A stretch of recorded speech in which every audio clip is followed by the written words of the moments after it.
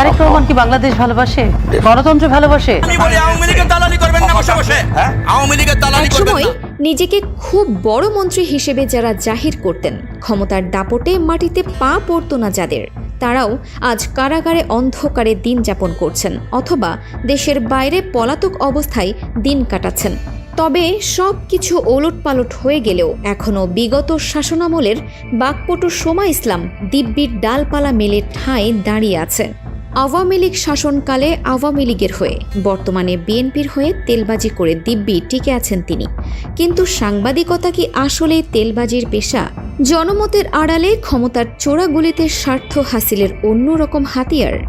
আওয়ামী দোসর হয়েও কার ইশারায় বা কোন অদৃশ্য খুঁটির জোরে টিভি স্ক্রিনের চটকদার আলোয় বসে আজও সমান দাপটে নীতিবাক্য শুনিয়ে যান?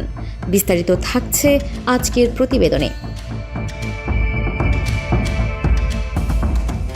এক সময়ের প্রবল ক্ষমতাধরদের দোসররা আজ যখন সাধু সেজে নতুন করে মঞ্চ দখল করতে চায়, তখন তাদের অতীত আর বর্তমানের এই দ্বিমুখী রূপ দেখে সাধারণ মানুষের মনে প্রশ্ন জাগাটা খুবই স্বাভাবিক।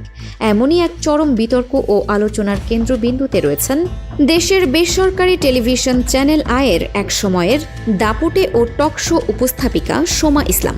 ক্ষমতার পট পরিবর্তনের পর যার অতীত আমলনামা টকশোর ভেতরের এক পেশের দম্ভ এবং পর্দার পেছনের আর্থিক লেনদেনের নানা চাঞ্চল্যকর তথ্য এখন সামাজিক যোগাযোগ মাধ্যমে রীতিমতো ঝড় তুলে দিচ্ছে।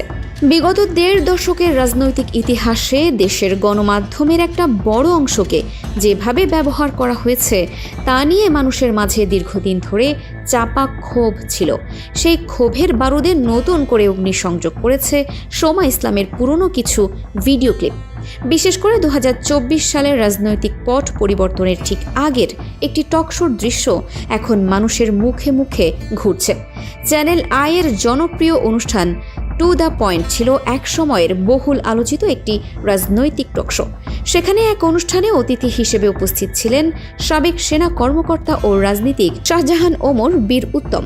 সাংবাদিকতার সাধারণ ব্যাকরণ অনুযায়ী একজন উপস্থাপকের কাজ হল নিরপেক্ষ অবস্থান থেকে যুক্তিযুক্ত প্রশ্ন ছুঁড়ে দিয়ে অতিথির মুখ থেকে মূল সত্যটি বের করে আনা। কিন্তু সেই ভাইরাল ক্লিপে দেখা যায় সোমা ইসলাম নিরপেক্ষ সাংবাদিকতার সীমা সম্পূর্ণ অতিক্রম করে তৎকালীন শাসক দলের একজন কট্টর মুখপত্রের ভূমিকায় অবতীর্ণ হয়েছিলেন। তার শারীরিক ভাষা, কণ্ঠস্বর এবং মুখের অভিব্যক্তি থেকে প্রকাশ পাচ্ছিল ক্ষমতার চরম দম্ভ। তিনি অত্যন্ত তাচ্ছিল্য এবং উদ্ধত সুরে তৎকালীন বিরোধী শিবিরের প্রধান নেতা তারেক রহমানের দেশপ্রেম ও দেশের মানুষের প্রতি তার ভালোবাসা নিয়ে একপেশে প্রশ্ন তুলতে থাকেন। তিনি বারবার বোঝানোর চেষ্টা করেছিলেন যে বিরোধী দলের মাঠ পর্যায়ের কর্মীরা পুরোপুরি দিশেহারা, দলটির ভবিষ্যৎ চরম সংকটে এবং তাদের পাশে দাঁড়ানোর মতো কোনো যোগ্য নেতৃত্ব দেশে নেই। অতিথির কোনো স্বাভাবিক যুক্তি বা বক্তব্য শুনতে চাওয়ার চেয়ে নিজের সাজানো সুনির্দিষ্ট একটি এজেন্ডা বা রাজনৈতিক বয়ানকে অতিথির ওপর চাপিয়ে দেওয়াই যেন ছিল তার মূল উদ্দেশ্য। এই চরম একপেশে ও পক্ষপাতমূলক আচরণ শুধু শাহজাহান ওমরের সাথেই সীমাবদ্ধ ছিল না। সোমা ইসলামের বিরুদ্ধে অভিযোগ, তিনি তার অনুষ্ঠানে আমন্ত্রিত বিরোধী মতের বা সমালোচক নেতাদের প্রায়শই অত্যন্ত রূঢ় ভাষায় আক্রমণ করতেন এবং তাদের স্বাভাবিকভাবে কথা বলতে বা নিজেদের বক্তব্য উপস্থাপন করতে পদে পদে বাধা সৃষ্টি করতেন। ক্ষমতার প্রভাব খাটিয়ে অতিথিদের তুচ্ছ তাচ্ছিল্য করা ছিল তার এক ধরনের কৌশল। টকশোর আলোচনায় তর্কে কুলিয়ে উঠতে না পেরে তিনি বর্তমান সরকারের সড়ক ও যোগাযোগ মন্ত্রী শেখ রবিউল আলমকেও তার একটি অনুষ্ঠানে চরম অপমান করেছিলেন এবং এক পর্যায়ে তাকে কার্যত অনুষ্ঠান থেকে বের হয়ে যেতে বাধ্য করেন। এ ধরনের অনাকাঙ্ক্ষিত ও কুরুচিপূর্ণ আচরণের কারণে সাধারণ দর্শকরা এখন উপহাস করে বলছেন যে তার এই টকশোর নাম টু দ্য পয়েন্ট না হয়ে টু দ্য ইনসাল্ট হওয়ায় বেশি যুক্তিযুক্ত ছিল। সাংবাদিকতার মতো একটি দায়িত্বশীল ও মহান পেশাকে সস্তা দলাদলি ও ব্যক্তি আক্রমণের হাতিয়ার হিসেবে ব্যবহার করার এই প্রবণতা দর্শক মহলে তীব্র ক্ষোভের জন্ম দিয়েছে।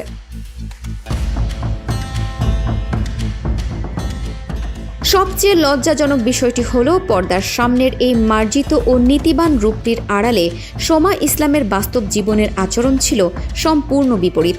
স্ক্রিনে বসে যিনি প্রতিনিয়ত নৈতিকতার সবক দিতেন, মাঠ পর্যায়ে সংবাদ সংগ্রহ করতে গিয়ে তার এক ভয়াবহ রূপ সবার সামনে আসে। অভিনেতা ও কন্টেন্ট ক্রিয়েটর হিরো আলমের একটি সংবাদ সম্মেলনে সোমা ইসলামের উপস্থিতিতে ঘটে যাওয়া এক অপ্রীতিকর ঘটনা সোশ্যাল মিডিয়ায় ভাইরাল হয়েছিল। সেখানে তিনি আনন্দ টিভির এক সাধারণ কর্মজীবী সাংবাদিকের সাথে প্রকাশ্য দিবালোকে অত্যন্ত কুরুচিপূর্ণ অকথ্য ভাষায় ঝগড়া ও গালাগালি করতে জড়ান। একজন জাতীয় পর্যায়ে টেলিভিশনের উপস্থাপিকার মুখে এই ধরনের নিচু স্তরের ভাষা এবং উগ্র আচরণ দেখে সাধারণ মানুষের চোখ কপালে ওঠে। পর্দার ভেতরের এবং বাইরের এই দ্বিচারিতা প্রমাণ করে যে ক্ষমতার দম্ভ একজন মানুষকে কতটা অন্ধকার ও অহংকারী পথে নিয়ে যেতে পারে।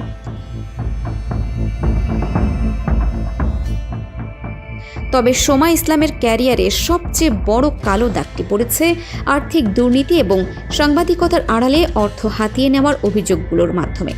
অনুসন্ধানে বিভিন্ন উৎস থেকে উঠে আসছে যে তিনি শুধু টকশোতেই দলকানা ভূমিকা রাখতেন না, বরং এই পেশাকে পুঁজি করে গড়ে তুলেছিলেন এক গোপন দুর্নীতির সাম্রাজ্য। অভিযোগ রয়েছে বিভিন্ন জাতীয় ও স্থানীয় নির্বাচনের সময় তিনি পছন্দের প্রার্থীদের কাছ থেকে বিপুল অঙ্কের টাকার চুক্তি করতেন। বিনিময়ে গণমাধ্যমে ওই প্রার্থীদের পক্ষে ইতিবাচক প্রচারণা চালিয়ে জনগণের চোখকে বিভ্রান্ত করার চেষ্টা করতেন। সোজা কথায় তিনি অর্থের বিনিময়ে সংবাদ এবং নিজের নৈতিকতাকে বিক্রি করে দিতেন। নোয়াখালীর বহুল আলোচিত ও বিতর্কিত রাজনৈতিক ব্যক্তিত্ব আব্দুল কাদের মির্জাকে গণমাধ্যমে ইতিবাচকভাবে তুলে ধরার ও মিডিয়া কভারেজ দেওয়ার জন্য সোমা ইসলাম বিশাল অঙ্কের টাকা ঘুষ নিয়েছিলেন বলে জোর গুঞ্জন রয়েছে। এই অভিযোগটি আরও বেশি ডালপালা মেলে যখন স্বয়ং কাদের মির্জা নিজেই এক সংবাদ সম্মেলনে সোমা ইসলামের দ্বিমুখী আচরণ জনসম্মুখে ফাঁস করে দেন। তিনি দাবি করেন, সোমা ইসলাম কেবল আর্থিক অনৈতিক সুবিধাই নেননি, বরং নিজের ব্যক্তির স্বার্থ চরিতার্থ করার জন্য নির্বাচনের সময় তার পা ধরে সালাম পর্যন্ত করেছিলেন। ক্ষমতার সামনে এই নতজানু ও স্বার্থপর রূপ দেখে সচেতন মহল স্তম্ভিত হয়ে পড়েছে। স্বৈরাচারী শাসন ব্যবস্থা যখন দীর্ঘকাল ধরে একটি দেশকে জিম্মি করে রাখে, তখন তার পেছনের সবচেয়ে বড় ভূমিকা পালন করে এই ধরনের অতি দলকানা ও সুবিধাভোগী এক শ্রেণীর বুদ্ধিজীবী ও সাংবাদিক সমাজ। তারা গণমাধ্যমকে জনগণের কণ্ঠরোধ করার প্রধান হাতিয়ার হিসেবে ব্যবহার করে এবং ক্ষমতার চিরস্থায়ী বন্দোবস্ত নিশ্চিত করতে শাসক গোষ্ঠীর তোষামোদিতে মেতে থাকে।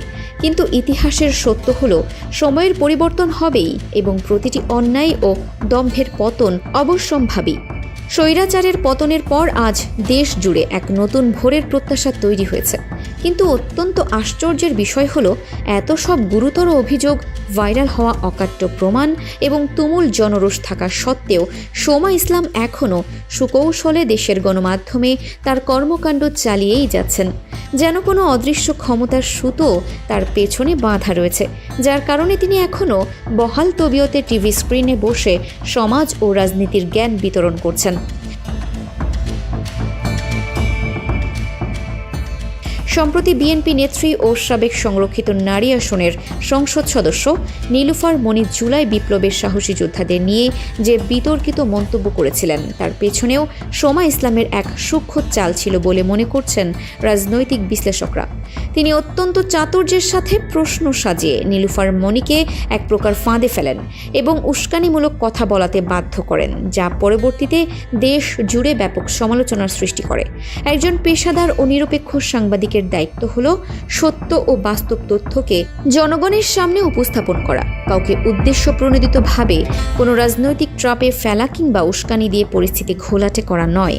কিন্তু সোমা ইসলাম তার সেই পুরনো উস্কানিমূলক অভ্যাস আজও পুরোপুরি পরিহার করতে পারেননি, বরং সুযোগ বুঝে নতুন রাজনৈতিক প্রেক্ষাপটেও নিজের এজেন্ডা বাস্তবায়নের চেষ্টা চালিয়ে যাচ্ছেন। আজ সাধারণ মানুষ এবং সচেতন নাগরিকদের মনে একটাই জোরালো প্রশ্ন ঘুরে ফিরে আসছে, সোমা ইসলামের এই অপ্রতিরোধ খুঁটির জোর আসলে কোথায়? ক্ষমতার খোল নলচে বদলে গেলেও কোন অদৃশ্য শক্তির ছায়াতলে তিনি নিজেকে সুরক্ষিত রেখেছেন? আপনার কি মনে হয় দর্শক? আপনার মূল্যবান মতামত কমেন্টে জানান।